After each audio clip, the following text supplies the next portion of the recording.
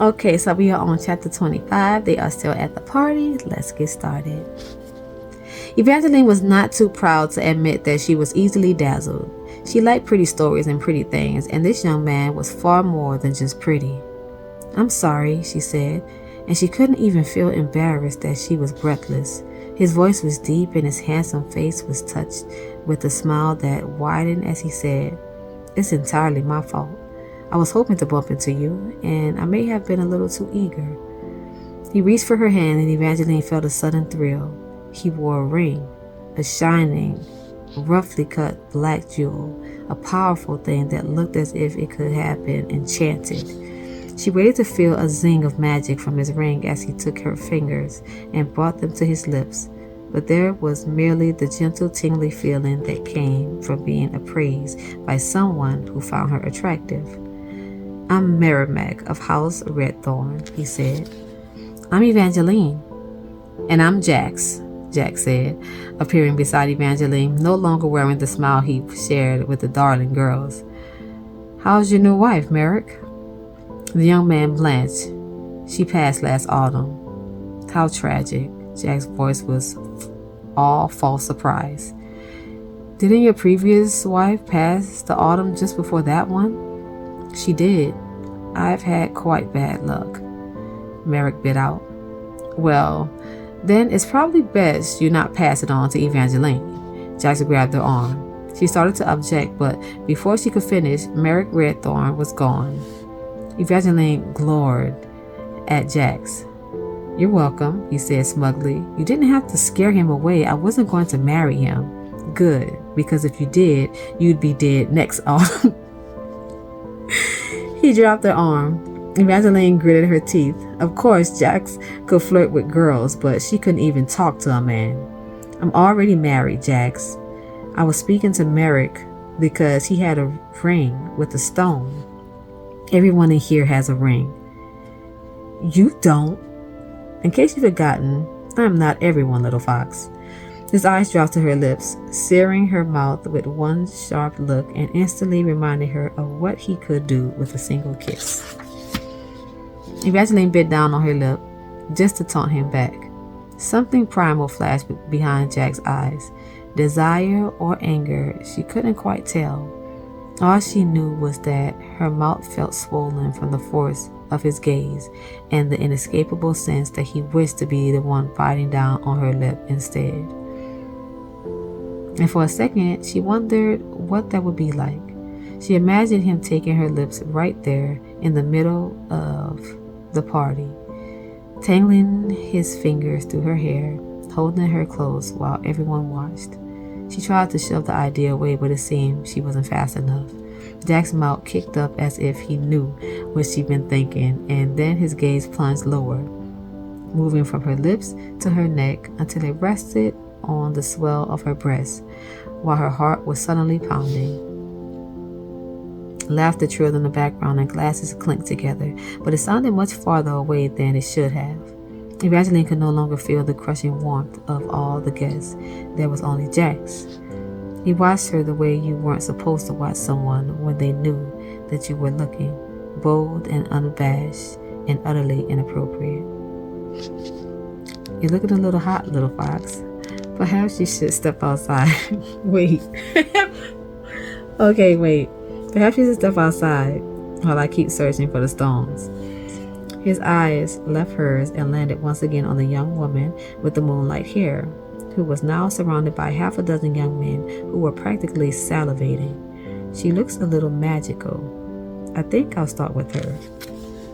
"She doesn't have stones," Evangeline said tightly.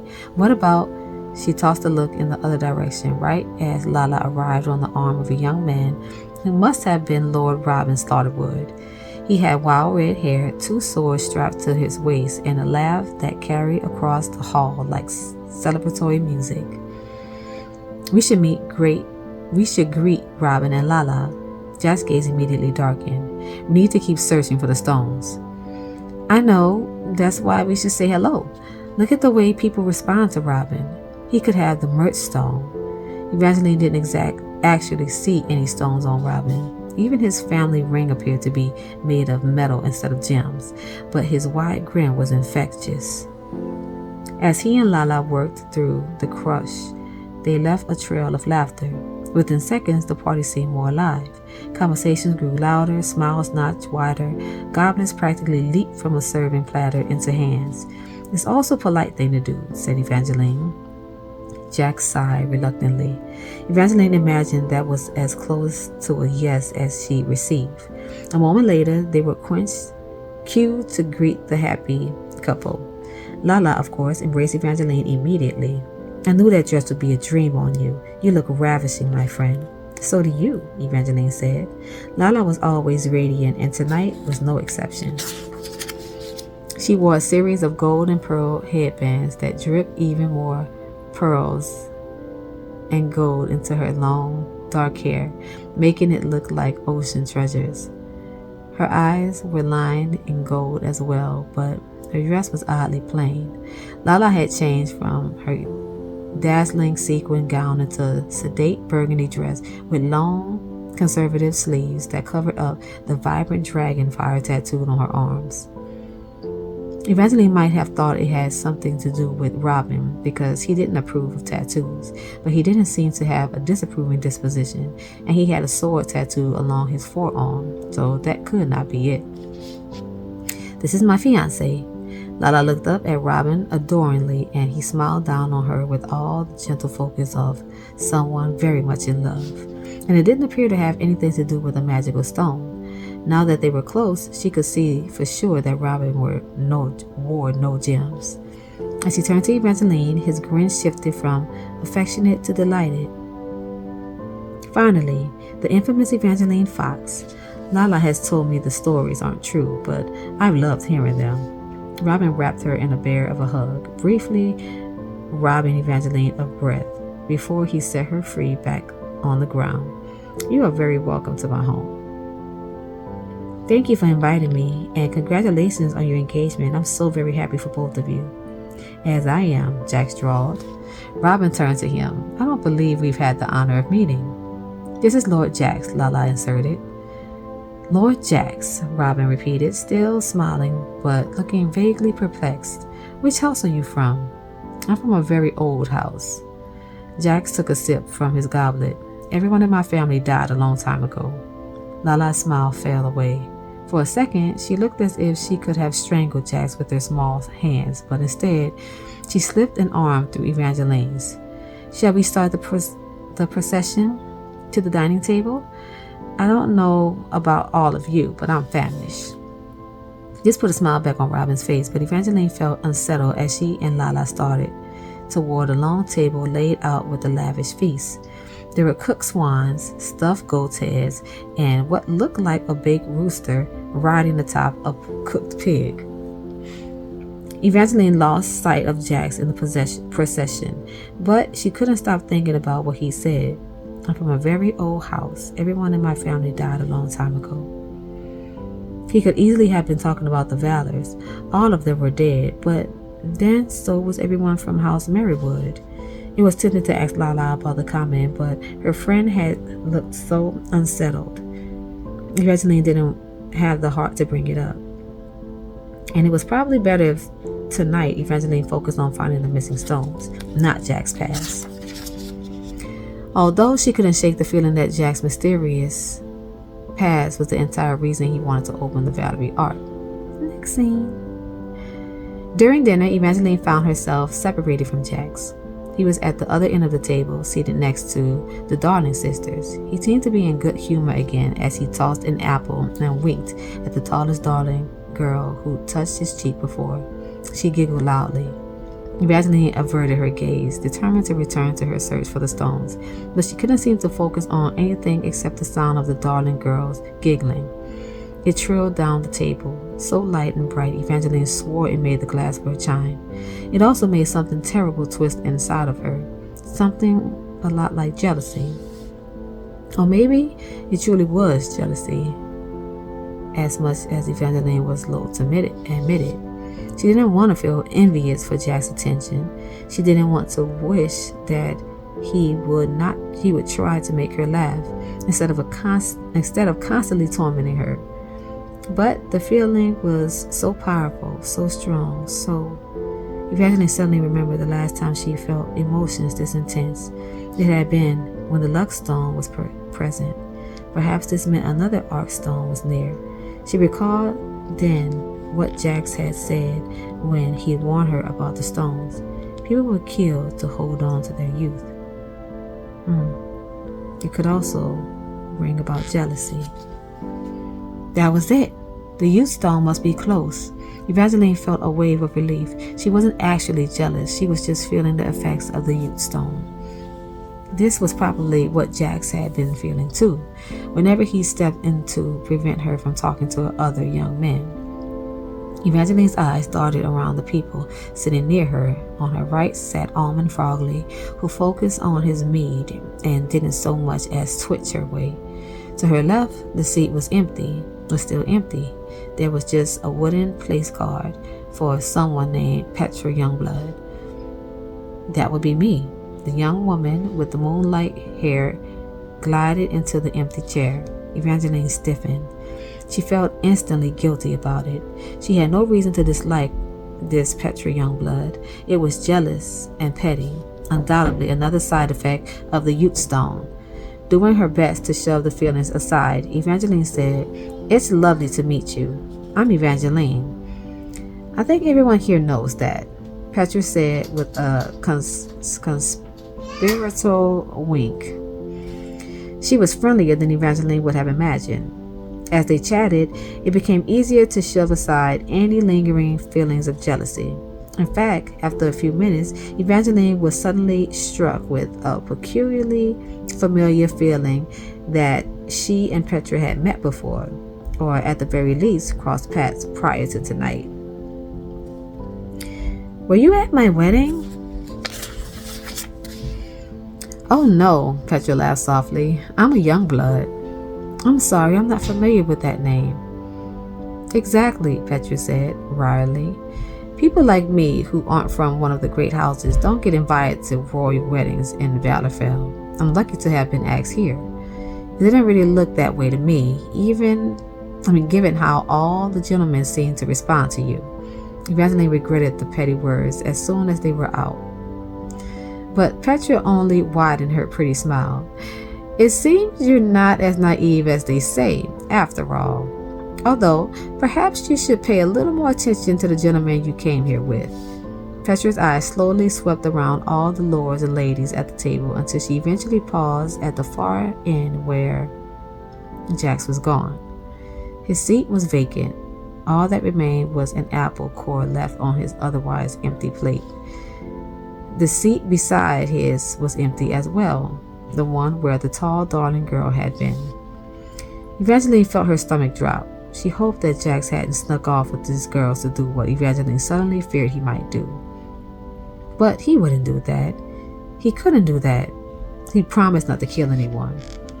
Evangeline cast a nervous look about the hall. Maybe he'd just taken the darling girl to look at the trebuchet, or "You might want to look toward the portrait door." Petra slowly pointed a gloved finger toward a gilded frame that was slightly cracked away from the wall, revealing an entry behind it. Evangeline quickly shoved up from the table. "Wait!" The girl grabbed Evangeline's wrist. For a second, she looked surprisingly concerned. "Just let them go, princess. All you're going to do is embarrass yourself." Other people were, indeed, looking her way, judging her over the rims of their goblet. Her pride warred with her to sit back down. There was a chance she was wrong about what Jax was going off to do, but she doubted that. If Jax had covertly left with another girl, she didn't imagine he was simply playing checkers. He was going to kiss her and kill her. Evangeline left the table.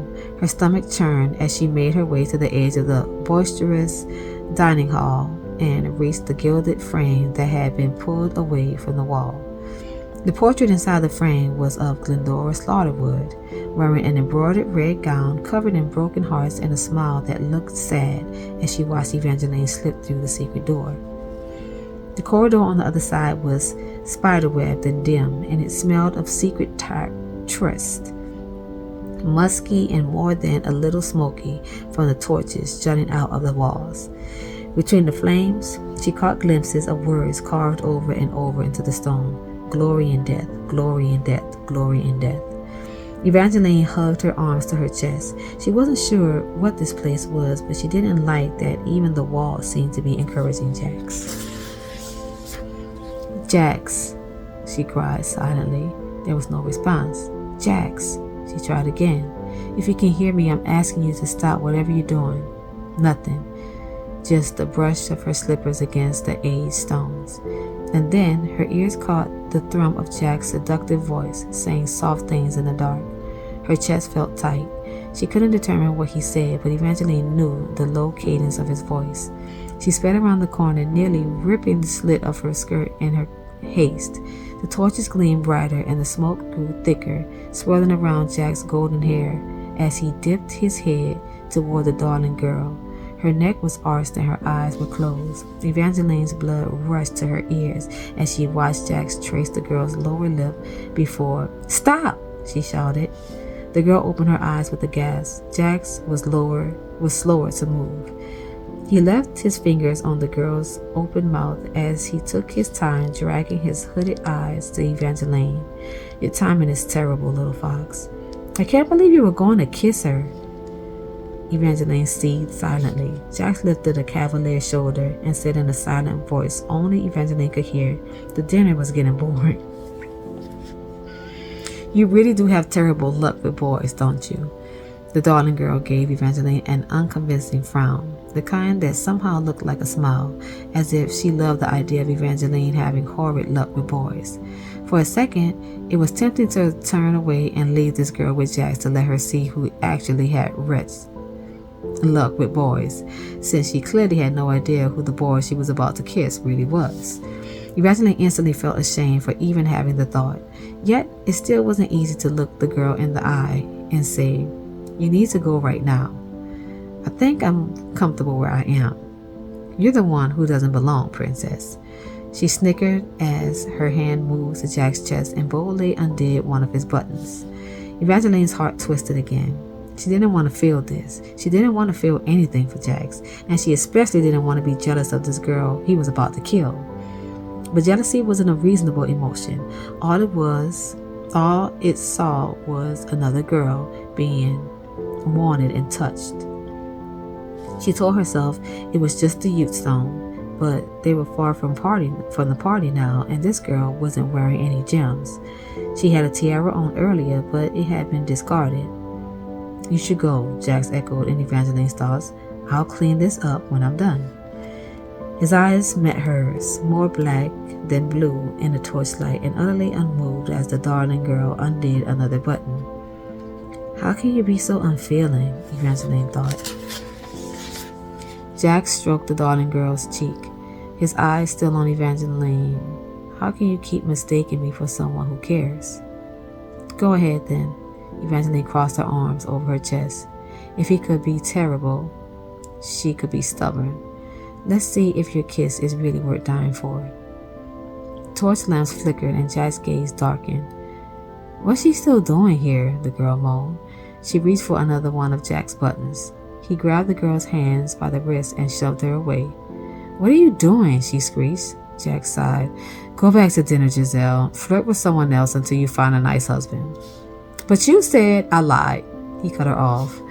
The girl's face fell, cheeks bursting with pink, and Evangeline felt a brief surge of pity as Giselle quickly shuffled back past, disappearing down the dim corridor and leaving Evangeline alone with Jax.